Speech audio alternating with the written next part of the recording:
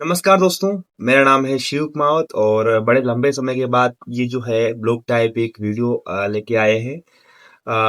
ये वीडियो जो है एक अग्निवीर स्कीम के ऊपर है, किस प्रकार से जो है बच्चे तैयारी कर सकते हैं, क्या उनका मोटिवेशन होना चाहिए, क्या-क्या सिलेबस जो उनको पढ़ना चाहिए, क्वालिफिकेशन क्या होना चाहिए, उन सभी मुद्दों पर आज हम चर्चा करेंगे। हमारे साथ है धर्मराज कुमावत, जो अभी हाल ही में जो अग्निवीर रनिंग वगैरह सारा कुछ हुआ था फिजिकल, उसमें पार्टिसिपेट करके आए हैं और किन कारणों से जो क्या गलतियां रह गई थी या किन कारणों से जो है इस प्रतियोगिता में वो बच्चा सिलेक्ट नहीं हो पाया, इसी पे आज हम जो है पूरी चर्चा करेंगे। पहली बात तो मैं चाहूंगा कि धर्मराज जी अपना पूरा परिचय दीजिए, कहाँ से हो, क्या क्या जो है आपका मोटिवेशन था, उस सभी पे आप प्रकाश डालिए थोड़ा बहुत। धन्यवाद सर। सबसे पहले तो आपने हमको चैनल पर बुलाया, जो मेरा जो भी एक्सपीरियंस रहा है पिछले 5-6 महीनों का, वो सभी साझा करने के लिए मतलब आपने बुलाया, उसके लिए बहुत बहुत धन्यवाद। मेरा नाम धर्मराज कुमावत है और मैं चित्तौड़गढ़ जिले का निवासी हूँ। और मेरी जो जर्नी रही थी ना, वो ज़्यादा लंबी भी नहीं, मतलब मैंने पिछले 6 या 7 महीनों से इसकी आर्मी की तैयारी की थी। और सबसे पहले तो इसका एक पेपर होता है, जिसमें मतलब इंडियन आर्मी एक पेपर करवाती है, जिसमें 15 क्वेश्चन रीजनिंग के, 15 गणित के और 15 क्वेश्चन विज्ञान के और कुछ क्वेश्चन जीके वगैरह करंट अफेयर्स के मिला के टोटल 50 प्रश्न आते हैं। जो 50 प्रश्न आते हैं उसमें मतलब लगभग लगभग इस बार जिसके मतलब 40 प्लस थे ना, उन्हीं को सिलेक्ट किया। मतलब हर बार इसकी कट ऑफ अलग अलग जाती है। तो सबसे इसका सेव स्कोर तो ये है कि अगर 40 प्लस जा रहे हैं ना, तो आपके सेव स्कोर है ये। और पेपर में पेपर होने के बाद फिर अगर आप इसमें सेलेक्ट होते हो तो फिर आपको फिजिकली बुलाते हैं। तो ऐसा मतलब पेपर के बारे में रहता है। अच्छा, तो उसके लिए क्वालिफिकेशन क्या होती है, क्या बच्चा हाँ, क्वालिफिकेशन तो हर हर चीज की अलग है। जैसे कि इसमें ट्रेड होता है, क्लर्क होता है, जीडी होता है।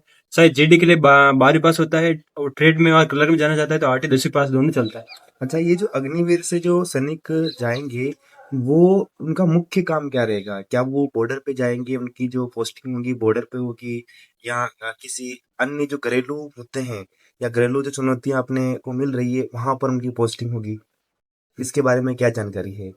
हाँ, सबसे पहले तो ये है कि जो अग्निवीर सिलेक्ट होंगे ना, उसमें जो फाइनल सिलेक्ट हो जाएंगे उनके सबसे पहले तो 8 महीने की ट्रेनिंग रहेगी, जिसमें उनको मतलब तरह तरह की ट्रेनिंग रहेगी, जो उनको आगे से मतलब गुजरना होगा। और फिर अगर 8 महीने की ट्रेनिंग पास कर लेते हैं तो फिर छोटे बड़े मतलब जो भी आर्मी के कार्य होते हैं ना, वो कराए जाते हैं। अच्छा, तो आपकी जो ये जर्नी है, आप बोल रहे हो 5-6 महीने की रही, आ, उसमें जो है पहले तो मुझे बताइए फिजिकल में जो है क्या क्या तैयारी करनी पड़ती है, क्या क्या जो है वहां पर मतलब जो नंबर चाहिए होते हैं वो लाने होते हैं, तो कौन कौन सी मुख्य जो वहाँ आपको करनी पड़ी है? हाँ, इसमें मतलब 1600 मीटर की रेस होती है, जिसमें से लगभग टाइमिंग 5:30 के अंदर होना, जिसका मतलब टाइमिंग 5:30 के अंदर आ रहा होना, वो मतलब बेस्ट है। बाकी तो इस साल 1600 मीटर की रनिंग थी, लेकिन उसमें 4 ग्रुप बनाए थे। पहला ग्रुप लिया था वो एक्सीलेंट का, जिसमें अपन को 60 में से 60 नंबर मिलते हैं, यानी कि जो दौड़ जो भी होगी, अगर एक्सीलेंट में आ गई ना आप, तो 60 में से 60 नंबर। और दूसरा ग्रुप बनाया था गुड का, उसमें शायद 60 में से गुड को जो भी गुड आ रहा है उसको 48 नंबर। और तीसरा ग्रुप बनाया था, उसमें से अगर तीसरा ग्रुप में कोई व्यक्ति आ रहा है ना, तो उसको शायद 36 नंबर दिए थे 60 में से। और चौथा ग्रुप में आने वाले को 24 नंबर।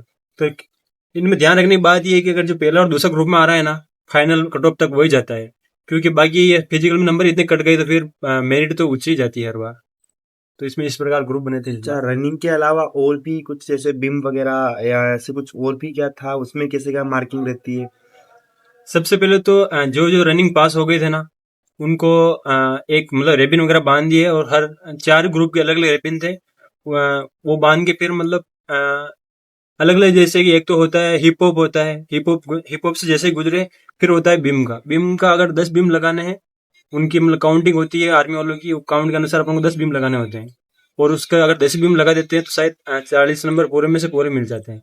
और बाकी कम लगा रहे तो 6, 7, 8, हर हर बिम पर अलग नंबर मिलते हैं। अच्छा, रनिंग के बाद ये जो फिर थोड़ा बहुत फिजिकल एक्टिविटी, उसी के बाद जो है मेडिकल होता है या फिर?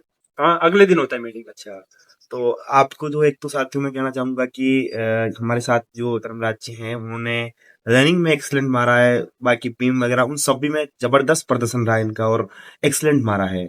कुछ कारण जो रह गए हैं उनके बारे में आप बताइए, जो आप उन अग्निवीर स्कीम में नहीं जा पाए, सैनिक देश की सेवा के लिए नहीं जा पाए, क्या कारण रह गया था आपके?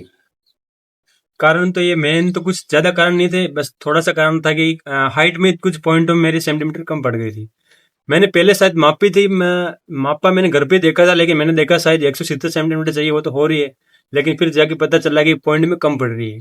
तो ऐसा नहीं है कि कुछ 1 पॉइंट 2 पॉइंट कम पड़ रही है तो आर्मी में ले लेंगे, अगर पॉइंट एक भी कम है तो भी फिर वो रिजेक्ट ही करेंगे। हाँ, तो मतलब साथियों कुल मिला के कहने की बात ये है कि अगर आपको सारी चीजें जो आर्मी के अंदर रिक्वायर्ड होती है, आई थिंक मैं सही बोल रहा हूँ, तो वो जो चीजें हैं वो पहले देख लें। क्या हाइट का इशू है, या कोई बीमारी है, या कोई फिजिकली आप डिसेबल्ड हो, वो आई थिंक मुझे लगता है धर्मराज जी देख लेना चाहिए, ताकि बच्चा जो मेहनत कर रहा है, या फिर अगर वो जो दूर हो सकती है कमियां, वो कम से कम जो टाइम मिल रहा है वो उसमें वो कर ले, और अच्छा प्रदर्शन कर सके। तो वो जो बच्चा अगर अग्निवीर की तैयारी कर रहा है, या जो बच्चा सोच रहा है कि मैं सैनिक जो है मैं बनना चाहता हूँ, देश की सेवा करना चाहता हूँ, वो इन चीजों को देख ले जो आर्मी में रिक्वायर्ड हैं।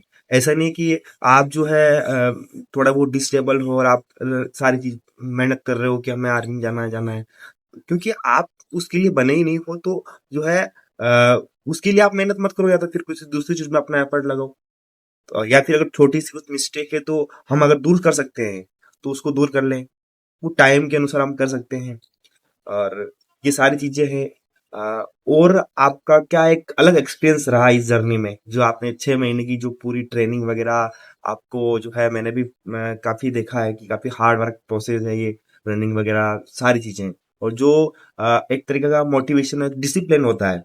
हर रोज सुबह मॉर्निंग में उठना, 6 बजे उठना, मैदान पे जाना, मोर इवनिंग में भी जो है दूसरे काम छोड़ के उसमें जाना, उसके बारे में थोड़ा सा दर्शकों को बताइए। हाँ तो फिजिकल का जो होता है, मतलब एक कंसिस्टेंसी होती है ना, डिसिप्लिन जिसको बोलते हैं, वो होना सबसे पहले जरूरी है। जैसे कि इसमें हाँ, कुछ। अच्छा दोस्तों, सॉरी मैं आपकी बात काट रहा हूँ, लेकिन मेरा ये कहना सॉरी भूल गया था कि धर्मराज जी जो है किसी भी प्रकार की एकेडमिक में जो तैयारी होती है वो कहीं नहीं करी इन्होंने। सेल्फ जो होता है, जो बहुत सारे बोलते हैं कि सेल्फ किसी प्रकार की तैयारी, सेल्फ मोटिवेशन टाइप की कोई चीज नहीं होती है, सेल्फ तैयारी वो बहुत कम गलत है। करते हैं, वो गलत है।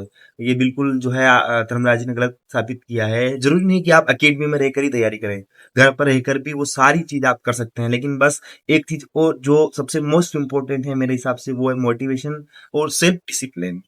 हाँ, तो आप अपनी आगे और बात कीजिए, जो क्या एक नया एक्सपीरियंस रहा इस जर्नी में। सबसे पहले तो एक 1600 मीटर की जो मतलब रेस होती है ना, उसमें पहले सही टाइमिंग लाने के मेंटली पहले सबसे तैयार होना पड़ता है कि क्या हम कर सकते हैं ये। बाकी ऐसा कुछ नहीं है कि मतलब नहीं कर सकते हैं। जरूरी नहीं कि आप एकेडमी ज्वाइन करके मतलब टाइमिंग ला सकते हो, ऐसा कुछ नहीं है। बस आपके दिमाग में होना चाहिए कि मुझे कैसे भी करके टाइमिंग के अंदर ही आना है। बस बाकी सब कर सकते हो, ऐसा कुछ नहीं है कि एकेडमी ज्वाइन करने से ही मतलब सब होगा। अच्छा, तो आपका जो है अग्निवीर में जाने का क्या मोटिवेशन रहा है? क्यों आपको जो है अग्निवीर में ही जाना था, या फिर क्या चीज जो आपको प्रेरित करती है? वैसे तो मतलब मेरा शुरू से एक बचपन था कि देश की सेवा के लिए कुछ ना कुछ करें।